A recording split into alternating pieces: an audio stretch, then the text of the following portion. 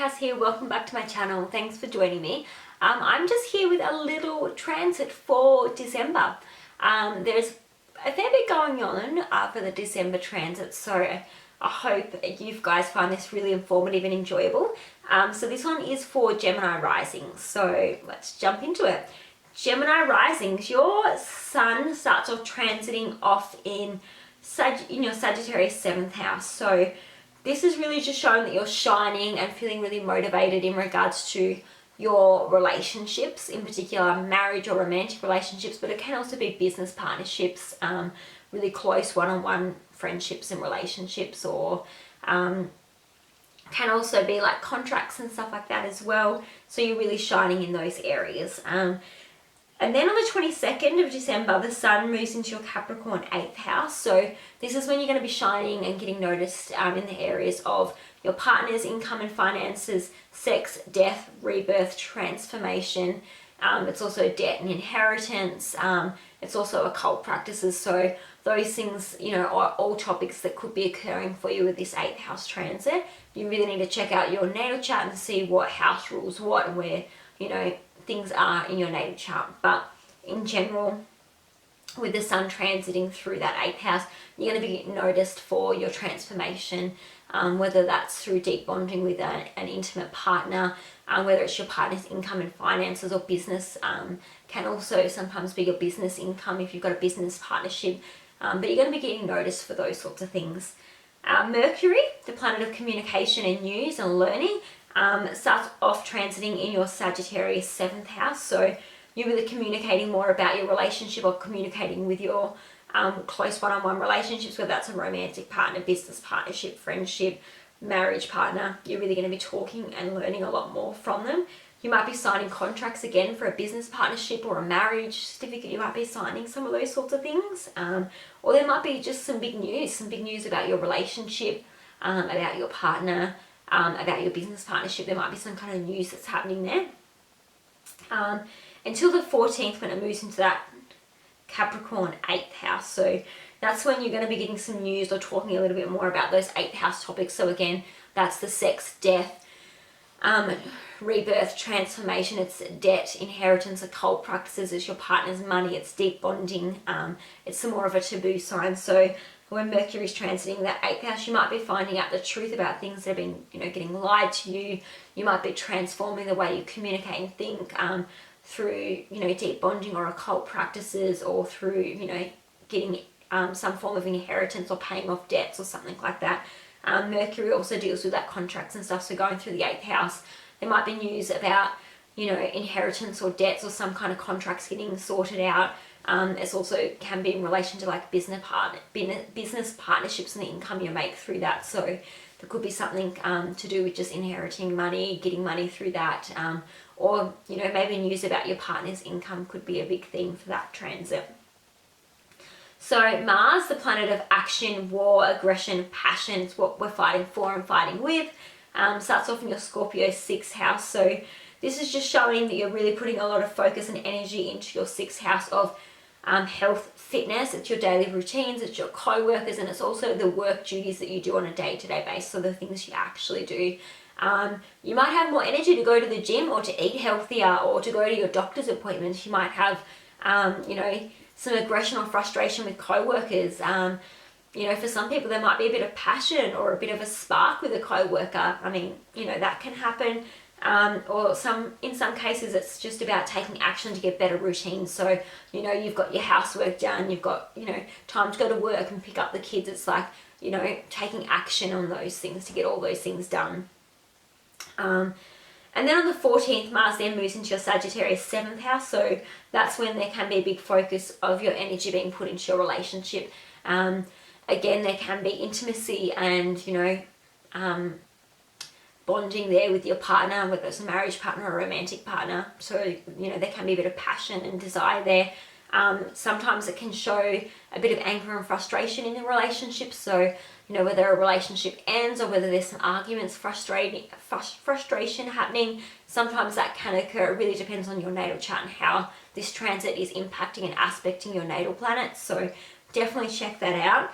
And then on the 14th, Mars Yeah, sorry. Yeah, so on the 14th, that's when it moves into that 7th house. So that's when you'll notice that, you know, there's more action and energy in your 7th house. So then Venus. So Venus is a planet of money, romance, love, beauty. That starts off when you're transiting through your Capricorn 8th house. So Venus going through your 8th house as a bit of a transit is showing that you're really, really loving your privacy. You're really loving, basically, the deep bonding with a partner if you've got one. You're really loving the occult practices or learning about those sorts of things. It can sometimes show maybe getting money through like your business. Maybe that's doing really well and a bit of money coming through. It can show that your romantic partner maybe is getting a bit more money or possibly spending more money, because Venus is money, but it can go either way. It can be, you know, more money coming in or more money going out. And the 8th house is debt and inheritance. So either way, you've got to check out your natal chart and see how that's playing out for you. But usually Venus shows, you know, something that we're really enjoying or loving, or it shows like money and a deep kind of like, you know, bond and relationship there. So sometimes it can be, you know, showing potentially the birth of a child and stuff like that, depending, because it is rebirth and transformation as well. So sometimes the 8th house can play a little bit in that. But generally, I would think that there'd be something to do with money with that transit. There might be something to do with money. And keeping in mind as well that Venus spends quite a lot of time in this Capricorn 8th house, because it does go retrograde on the 23rd of December and it stays in Capricorn until early 2022.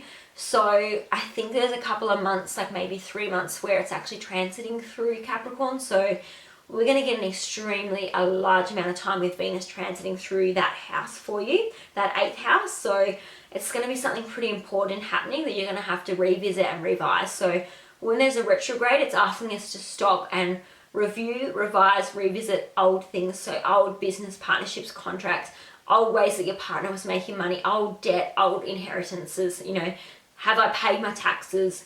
Those sorts of things are all 8th house topics. So you're going to have to revisit something from the past and revise it and fix it or move forward with it. So then we have a new moon occurring on the 4th of December at 6:43 in your Sagittarius 7th house at 12 degrees. And this is in Australian time as well, guys. So check out your natal chart, see if there's anything at 12 degrees and see if this new moon is activating anything. It is a Sagittarius eclipse as well, one of the last ones for the year before the nodal shifts happen early next year. So new moons will bring some new beginnings around those 7th house topics for you. So over the next 3 to 6 months, there'll be something new, some new beginnings in regards to marriage, romantic partnerships, business partnerships, or close one-on-one relationships. It can also be open enemies. So you'll be having some new changes, new beginnings around these sorts of things. There'll be new things popping up in regards to those 7th house topics for you.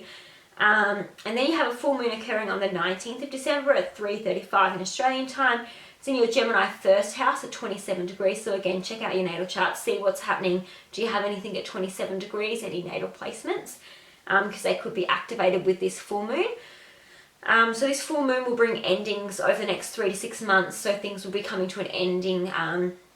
If you can have a look back to when there was the last Gemini new moon, that would have started things off and started to bring some of these events and topics into place. And now with this Gemini full moon, it's all coming to an ending. Things will be closed off and finishing up over the next 3 to 6 months. So in regards to your first house topics, these are your physical body, your appearance, your self-image, self-worth.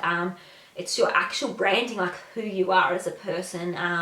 So you'll probably be having endings and things coming to an end around, you know, who you are, yourself, you know, your body. If you've been having troubles or issues there, or, you know, wanting to change something, maybe there'll be endings around that. So things coming to an end.